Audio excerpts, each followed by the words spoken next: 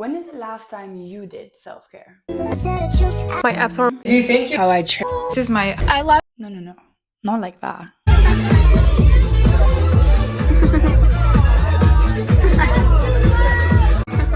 It's time to reconnect to the club. Hello and welcome back to another video. I hope you're good. I hope you're well.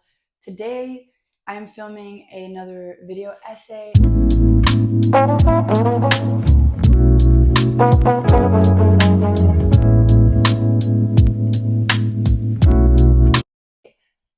This is a topic that's been on my mind for literal months, and this is not the first time I filmed this video, but it's a very nuanced conversation, and I wanted to make sure I had all the right resources and express myself the way I want to express myself. But I invite you to watch this video with an open mind and an open heart, and to start a conversation down below. If there's anything you disagree with, anything you agree with, anything you would like to elaborate on, maybe. I want to clarify by saying that obviously I'm no expert in these fields. These are just my observations, backed by a couple sources, which as per usual will be linked down below. In the past few years, I think it has become impossible to scroll down any form of social media for more than 5 minutes without coming across a wellness video. What is considered in the wellness bracket is a wide range of videos, from skincare to workout routines to diet to sleep hygiene to cycle syncing, etc., etc., etc. It is a very big umbrella term which is used for anything that is in some way, shape, or form related to your health. And while health is obviously a super important part of our life and something to cherish and to never take for granted, the wellness culture that we're seeing today has a dark side to it, which I've been thinking about for a long time. And I finally saw this Instagram post, which will also be linked down below, and it pushed me to sit myself down and film this video because it's a topic I care about a lot. We'll be looking at different aspects of the darker side of wellness. Everything's in the time bar. And yeah, thank you for sticking around. The first aspect I want to touch on is the fact that wellness has turned into some kind of performance that is linked to notions of good and bad. We have implied morality in our form of wellness. We now have a checklist of things to do in order to take care of ourselves. And wellness has been really merged in with this productivity culture, which is on the rise as well, and which we can make a whole other video on. It really feels like this contest of who can do the most to feel the best and take the best pictures along the way. And this is fueling an unhealthy link to wellness, where it is no longer about feeling good, but it is about performing well.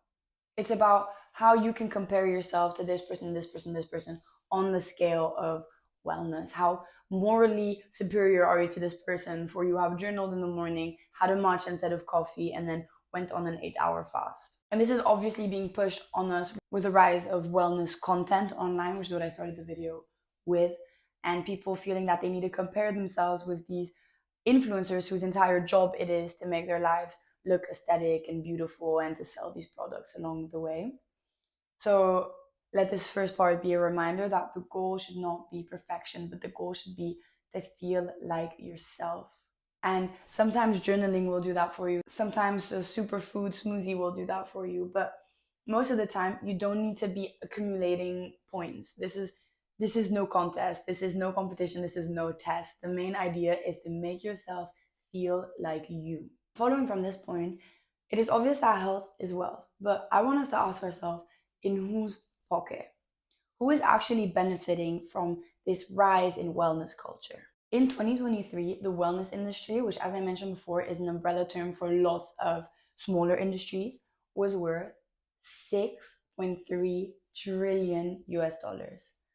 That is an unimaginable amount of money. With this rise in popularity and thus demand, they know people are willing to spend more and more on their wellness in order to feel a certain way, look a certain way, come across a certain way. And what makes this even worse to me, although this is just a side bracket, is that over 1 billion of these $6.3 trillion are based on the weight loss and healthy eating side of wellness. Meaning that wellness has wealth from health onto aesthetics, because weight loss pills, Ozempic, etc. have no health relevant as far as I'm concerned. Again, correct me if I'm wrong. But it is this idea that you need to look a certain way in order for everyone else to understand that you feel a certain way and that you're of a certain status. Capitalism has hijacked wellness and is turning the simplest things into investments. You do not need an $8 collagen matcha, a $55 Pilates class, or a €200 workout set. You don't need those things. Being healthy is much simpler than that and much more cost effective than that. All of these things, although nice, although a good matcha is good, I love a nice workout class, they're not needed in order to be healthy. They do help in the performance of wellness, but they aren't wellness in themselves. And do you really need to go broke in order to feel good? The average American spends 6,000 US dollars a year on wellness. That is a crazy amount. And although it is less in other countries, in the UK per capita, the average is 4K, which is still an immense amount of money to be spending on wellness. And obviously, I understand wellness is, as I said, a largely encompassing term. So this includes workout classes and workout clothes and food and meditation, etc., etc., etc. And if you want to do these things, there's no shame in it. What I'm trying to highlight more is that it has been turned into a side quest of capitalism. And when there is so much money on the line, can you really trust the sources? And the same goes for certain influencers. And trust me, I understand the irony of this talking to you through a YouTube video, but financial gain and views are pushing an increasing amount of people to share their experience under the guise of knowledge, despite having most of the time no research. This is leading to information overload, which is bad for us in terms of wellness, contradicting and confusing views, as well as following advice with zero scientific backing, which is terrible because there are so many actual reliable sources to follow, but is being clouded by this new wave of self-help videos. The conclusion I want to come to at this point is that when you're looking at a new product or a new class or a new something related to wellness, ask yourself who's actually profiting off of it. Are you the one profiting or someone else? And again, if you want to go to a workout class, go to a workout class. I go to a workout class too. If you want to buy a matcha, buy a matcha. I just want to make us aware that so much of this doesn't come from good intention, but from the perspective of financial gain. Wellness is creating disconnect. There's multiple points for this. The first one being hyper-specific diets for the sake of health, but most of the time for the sake of weight loss and aesthetics, which is also a new trend that's been resurging online recently, unfortunately, is limiting cultural and family and friendly ties. And an example I have to really put this into a picture is this interview I saw, or this clip of an interview I saw a while back of the Beckhams, who I don't even particularly follow. I don't know why they came up on my For You page, but he was asked to share one of his greatest memories of their joint lives. I hope you can't hear my neighbors, they're being really loud. For a bit of context, she's known to have had trouble with her diet, with disordered eating, which is understandable when you live under so much pressure. But his favorite moment with his wife of I don't know how many years was one time when she was pregnant and thus had already gained weight naturally. She allowed herself to share a meal with him that he had cooked instead of eating her uh, precise calorie deficit salad or whatever was planned. And he had so much joy in sharing this meal. And I was watching this video and I was thinking, how sad is that? How many shared meals was she missing out on? And so many other people around the world for the sake of weight loss or health, but completely creating disconnects. And I saw a statistic recently, which I hope I can find again, that was saying something that the average woman spends 17 years of her lifetime on a diet. Do you realize the meals and experiences and moments you're missing out on? Because as much as some people want to deny it, there is pleasure in food and there is culture and there is friendship and there is love and family in food. And it's not just a meal, you're missing out on an entire experience and an entire opportunity to connect closer to those around you. Another trend that is also creating disconnect is this new obsession with sleep hygiene and with early bedtimes.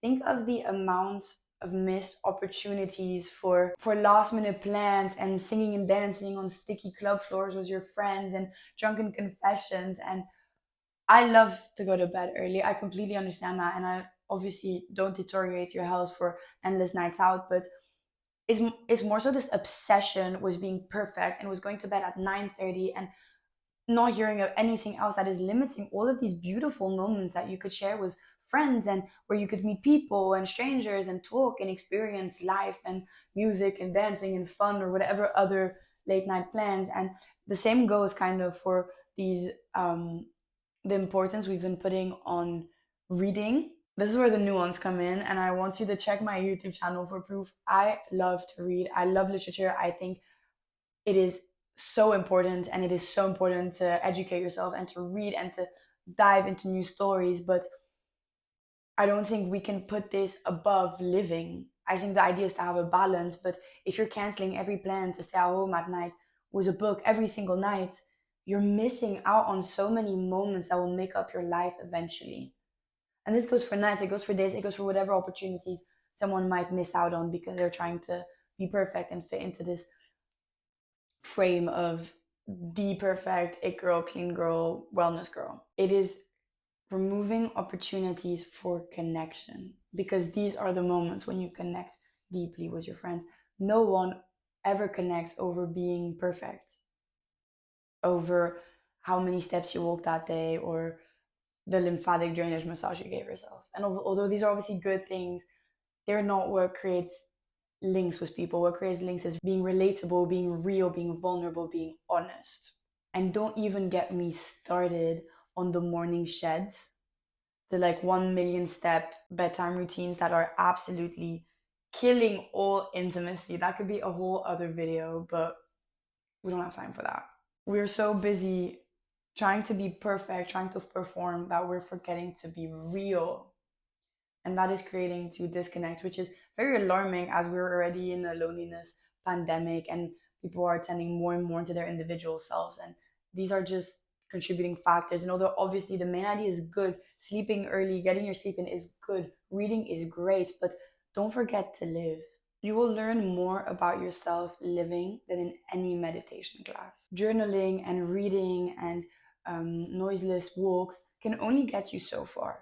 There's an entire part of yourself that you will only be able to discover actively in living in the moment. And this is exemplified even through the books you read. How many books, let alone good books, do you read in which the main plot is the character reading or doing their skincare or going to sleep at 9 p.m.? Very few, I'd like to say, because it is not interesting. These are not the things that make life interesting. These are things that create a structure and that are great for you, but you should utilize the structure to live more freely, not as a tight set of rules. You learn the most through experience, through meeting people, people of different backgrounds, more than you could learn in any book. And again, I advocate really strongly for literacy, for reading, for taking time and fiction. I think it's a beautiful part of life, but I think so is life.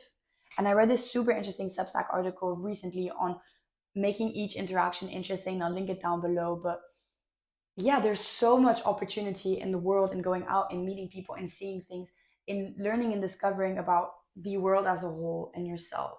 A couple of decades from now, when you're thinking back on your life, these are the moments you'll think back to. Not the calories you ate, the steps you walked, or the number of books you've read, but the actual experiences you've lived. And I see this myself with my grandparents who are turning 80 very soon and who talk about their life with so much awe and passion. And that is the kind of life I want to live. I want to be 80 and look back at my youth and think, wow, life was fun and I met interesting people and I had a good time and I learned so much about myself, but I was out and about and I had this experience and I took a plane and then waited in the airport for 8 hours and then went straight to a festival. And yeah, at the airport that seemed really long, but now looking back, it's so fun. Let your youth be fun. If I can give you a piece of advice, is use wellness or health or whatever advice and whatever thing makes you feel like yourself as a structure in which you can move freely, in which you can have fun. And I want to leave you with this quote from the same Instagram post I mentioned before, which is absolutely striking and beautiful. And it goes, your nervous system doesn't know if you're healing in a sound bath or laughing at a rave. It only knows that you feel alive. And on that note, thank you so much for watching. Stay tuned for more. Let me know your thoughts, your opinions, your requests, ideas, and I hope to see you very soon.